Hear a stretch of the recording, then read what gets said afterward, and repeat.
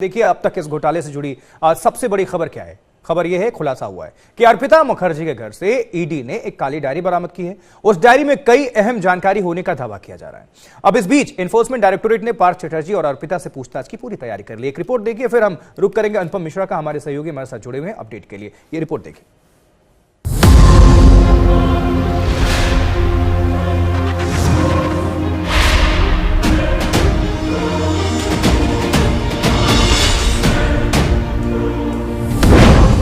काली diary में शिक्षा घोटाले के हर राज। अर्पिता के घर मिली एक काली डायरी। काली डायरी के 40 पन्नों में घोटाले की पूरी सच्चाई। ईडी के हाथ लगी काली डायरी, अब होगा बड़ा खुलासा।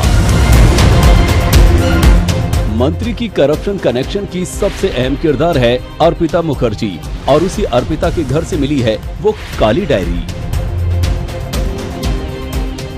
शिक्षा विभाग में जो घोटाला हुआ उसका पैसा कहां गया, कैसे घोटाले की रकम पहुंचाई गई, कैसे उस पैसे का इस्तेमाल शेल कंपनी में होना था, उस काले धन की पाई के हिसाब की राजदार है मंत्री पार्थ चटर्जी की बेहद करीबी मानी जा रही अभिनेत्री अर्पिता मुखर्जी।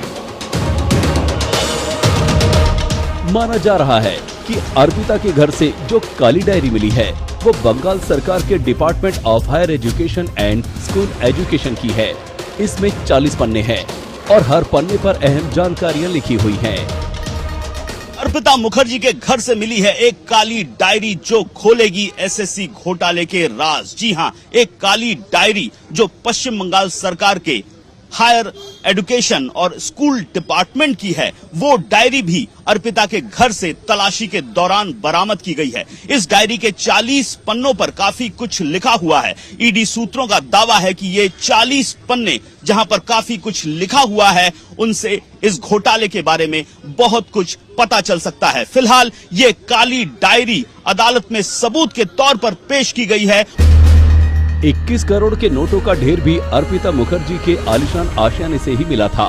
जब ईडी ने अर्पिता को गिरफ्तार किया और सवाल जवाब किए तो इस अभिनेत्री ने माना कि पैसे पार्थ के हैं, लेकिन इतनी भर की असलियत आधी अधूरी है। इसी वजह से ईडी ने अर्पिता मुखर्जी को रिमांड पर लिया। एक दिन पहले ही खुलासा हुआ कि अर्पिता के नाम 12 शेल कंपनियां हैं और इसकी जानकारी पार्थ चटर्जी को भी थी। उन्हें फर्जी कंपनियों में करोड़ों रुपए का इन्वेस्टमेंट किया जाना था। ईडी की छोटी सी पूछताछ में अब तक अर्पिता ने महज इतनी सी जानकारी दी है, लेकिन कई ऐसे सवाल हैं जिनके जवाब घोटाले की तह तक जाने के लिए बहुत जरूरी हैं। पार्थ चटर्जी और अर्पिता मुखर्जी 10 दिन की ईडी रिमांड में हैं। अब दोनों को 3 अगस्त को कोर्ट में पेश किया जाएगा। तब ईडी तमाम सवालों के जवाब जानना चाहती है। ईडी की तमाम सवालों की लिस्ट तैयार है। जांच एजेंसी जानना चाहती है कि शिक्षा घोटाले में कौन कौन शामिल हैं, घोटाले के जरिए कितनी संपत्ति बनाई गई, अर्पिता की फर्जी कंपनियों में मंत्री की क्या भूमिका है, मंत्री पार्थ चटर्जी से कैसे रिश्ते हैं, इस घोटाले में पार्थ चटर्जी और अर्पिता के अलावा किन किन की भूमिका अहम है। अर्पिता गिरफ्तार हो चुकी है, ईडी अब कस्टडी भी ले चुकी है। सवाल जवाब का सिलसिला शुरू होना है, लेकिन अर्पिता के वकील ईडी के एक्शन पर ही सवाल उठा रहे हैं। My client has been in custody of ED for the last 4 days. I have drawn attention to the court to the fact that yesterday's remand application and today's remand application there is no development in the case diary. Then what is the development? You had custody of my client for the last 24 hours. Please show me what is the new development in the case. ED सूत्रों की माने तो फिल्मों में अलग अलग किरदार निभाने वाली अर्पिता मुखर्जी की भूमिका घोटाले में भी है और काफी अहम है, क्योंकि पार्थ चटर्जी लगातार अर्पिता मुखर्जी के संपर्क में रहते थे। उम्मीद है जांच एजेंसी पूछताछ में हर सवाल का जवाब तलाशेगी और घोटालेबाज जल्द बेनकाब होंगे। दिल्ली से मुनीश पांडे के साथ अनुपम मिश्रा, कोलकाता, आज तक।